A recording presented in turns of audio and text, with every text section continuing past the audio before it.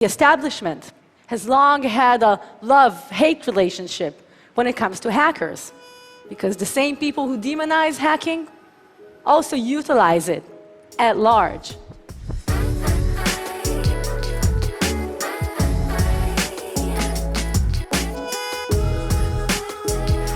Four years ago, a security researcher, or as most people would call it, a hacker, found a way to literally make ATMs throw money at him. His name was Barnaby Jack. And this technique was later called jackpotting in his honor. I'm here today because I think we actually need hackers. Barnaby Jack could have easily turned into a career criminal or a James Bond villain with his knowledge. But he chose to show the world his research instead. He believed that sometimes you have to demo a threat to spark a solution. And I feel the same way. That's why I'm here today. We are often terrified and fascinated by the power hackers now have. They scare us. But the choices they make have dramatic outcomes that influence us all. So I am here today because I think we need hackers. And in fact, they just might be the immune system for the information age. Sometimes they make us sick, but they also find those hidden threats in our world, and they make us fix it. I knew that I might get hacked for giving this talk. So let me save you the effort. In true TED fashion, here's my most embarrassing picture. But it would be difficult for you to find me in it, because I'm the one who looks like a boy, standing to the side. I was such a nerd back then that even the boys on the Dungeons and Dragons team wouldn't let me join. This is who I was. And this is who I wanted to be. Angelina Jolie. She portrayed acid burn in the '95 film Hackers. She was pretty and she could rollerblade. But being a hacker, that made her powerful. And I wanted to be just like her. So I started spending a lot of time on hacker chat rooms and online forums. I remember one late night, I found a bit of PHP code. I didn't really know what it did, but I copy-pasted it and used it anyway to get into a password-protected site like that. Open Sesame. It was a simple trick, and I was just a script kiddie back then. But to me, that trick, it felt like this. Like I had discovered limitless potential in my fingertips. This is the rush of power that hackers feel. It's geeks just like me discovering they have access to a superpower, one that requires the skill and tenacity of their intellects. But thankfully, no radioactive spiders. But with great power comes great responsibility. And we all like to think that if we had such powers, we'd only use them for good. But what if you could read your ex's emails? Or add a couple zeros to your bank account? What would you do then? Indeed, many hackers do not resist those temptations. And so they are responsible in one way or another to billions of dollars lost each year to fraud, malware, or plain old identity theft, which is a serious issue. But there are other hackers, hackers who just like to break things. And it is precisely those hackers that can find the weaker elements in our world and make us fix it. This is what happened last year, when another security researcher called Kyle Lovett discovered a gaping hole in the design of certain wireless routers, like you might have in your home or office. He learned that anyone could remotely connect to these devices over the internet and download documents from hard drives attached to those routers. No password needed. He reported it to the company, of course, but they ignored his report. Perhaps they thought universal access was a feature, not a bug. Until 2 months ago, when a group of hackers used it to get into people's files. But they didn't steal anything. They left a note. Your router and your documents can be accessed by anyone in the world. Here's what you should do to fix it. We hope we helped. By getting into people's files like that, yeah, they broke the law. But they also forced that company to fix their product. Making vulnerabilities known to the public is a practice called full disclosure in the hacker community. And it is controversial, but it does make me think of how hackers have an evolving effect on technologies we use every day. This is what Khalil did. Khalil is a Palestinian hacker from the West Bank, and he found a serious privacy flaw on Facebook, which he attempted to report through the company's bug bounty program. These are usually great arrangements for companies to reward hackers disclosing vulnerabilities they find in their code. Unfortunately, due to some miscommunications, his report was not acknowledged. Frustrated with the exchange, he took to use his own discovery to post on Mark Zuckerberg's wall. This got their attention, all right. And they fixed the bug. But because he hadn't reported it properly, he was denied the bounty usually paid out for such discoveries. Thankfully for Khalil, a group of hackers were watching out for him. In fact, they raised more than $13,000 to reward him for this discovery, raising a vital discussion in the technology industry about how we come up with incentives for hackers to do the right thing. But I think there's a greater story here still. Even companies founded by hackers, like Facebook was, still have a complicated relationship when it comes to hackers. And so for more conservative organizations, it is going to take time and adapting in order to embrace hacker culture and the creative chaos that it brings with it.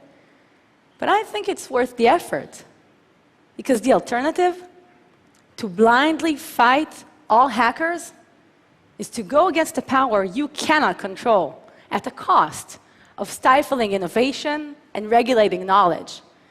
These are things that will come back and bite you. It is even more true if we go after hackers that are willing to risk their own freedom for ideals like the freedom of the web. Especially in times like this, like today even, as governments and corporates fight to control the internet. I find it astounding that someone from the shadowy corners of cyberspace can become its voice of opposition, its last line of defense even. Perhaps someone like Anonymous, the leading brand of global hacktivism. This universal hacker movement needs no introduction today, but 6 years ago, they were not much more than an internet subculture dedicated to sharing silly pictures of funny cats and internet trolling campaigns. Their moment of transformation was in early 2008, when the Church of Scientology attempted to remove certain leaked videos from appearing on certain websites. This is when Anonymous was forged out of the seemingly random collection of internet dwellers. It turns out the internet doesn't like it when you try to remove things from it. And it will react with cyber attacks and elaborate pranks, and with a series of organized protests all around the world, from my hometown of Tel Aviv to Adelaide, Australia. This proved that Anonymous, and this idea, can rally the masses from the keyboards to the streets. And it laid the foundations for dozens of future operations against perceived injustices to their online and offline world. Since then, they've gone after many targets. They've uncovered corruption, abuse. They've hacked popes and politicians. And I think their effect is larger than simple denial of service attacks that take down websites or even leak sensitive documents. I think that, like Robin Hood, they are in the business of redistribution.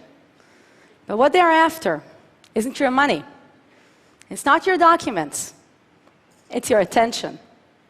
They grab the spotlight for causes they support, forcing us to take note acting as a global magnifying glass for issues that we are not as aware of, but perhaps we should be.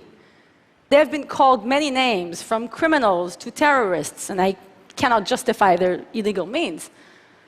But the ideas they fight for are ones that matter to us all.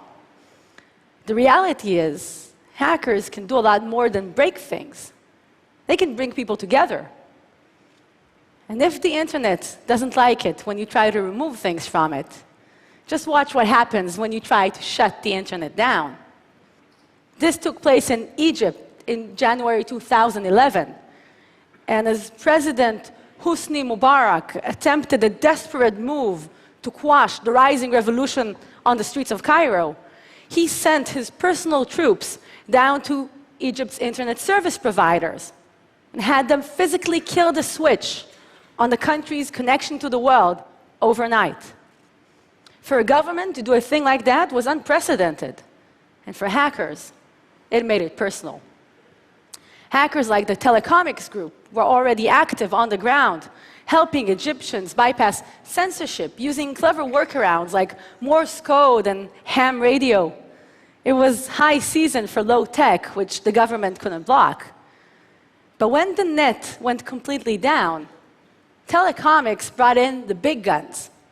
They found European service providers that still had 20-year-old analog dial-up access infrastructure. They opened up 300 of those lines for Egyptians to use, serving slow but sweet internet connection for Egyptians. This worked. It worked so well, in fact, one guy even used it to download an episode of How I Met Your Mother. Yeah. But while Egypt's future is still uncertain, when the same thing happened in Syria just 1 year later, Telecomics were prepared with those internet lines. And Anonymous, they were perhaps the first international group to officially denounce the actions of the Syrian military by defacing their website. But with this sort of power, it really depends on where you stand, because one man's hero can be another's villain. And so the Syrian Electronic Army is a pro-Assad group of hackers who support his contentious regime. They've taken down multiple high-profile targets in the past few years, including the Associated Press's Twitter account, in which they posted a message about an attack on the White House injuring President Obama. This tweet was fake, of course, but the resulting drop in the Dow Jones Index that day was most certainly not. And a lot of people lost a lot of money. This sort of thing is happening all over the world right now. In conflicts from the Crimean Peninsula to Latin America, from Europe to the United States, hackers are a force for social, political, and military influence. As individuals or in groups, volunteers or military conflicts, there are hackers everywhere. They come from all walks of life, ethnicities, ideologies, and genders, I might add. They are now shaping the world's stage. Hackers represent an exceptional force for change in the 21st century. This is because access to information is a critical currency of power, one which governments would like to control. I think they attempt to do by setting up all-you-can-eat surveillance programs. I think they need hackers for, by the way. And so the establishment has long had a love-hate relationship when it comes to hackers, because the same people who demonize hacking also utilize it at large. 2 years ago, I saw General Keith Alexander. He's the NSA director and US cyber commander. But instead of his 4-star general uniform, he was wearing jeans and a t-shirt. This was a DEF CON, the world's largest hacker conference. Perhaps like me, General Alexander didn't see 12,000 criminals that day in Vegas. I think he saw untapped potential. In fact, he was there to give a hiring pitch. In this room right here, he said, is the talent our nation needs. Well, hackers in the back row replied, then stop arresting us. Indeed, for years, hackers have been on the wrong side of the fence. But in light of what we know now, who is more watchful of our online world? The rules of the game are not that clear anymore. But hackers are perhaps the only ones still capable of challenging overreaching governments and data-hoarding corporates on their own playing field. To me, that represents hope. For the past 3 decades, hackers have done a lot of things, but they have also impacted civil liberties, innovation, and internet freedom. So I think it's time we take a good look at how we choose to portray them. Because if we keep expecting them to be the bad guys, how can they be the heroes too? My years in the hacker world have made me realize both the problem and the beauty about hackers. They just can't see something broken in the world and leave it be. They are compelled to either exploit it or try and change it. And so they find the vulnerable aspects in our rapidly changing world. And they make us, they force us to fix things or demand something better. And I think we need them to do just that. Because after all, it is not information that wants to be free. It's us. Thank you very much.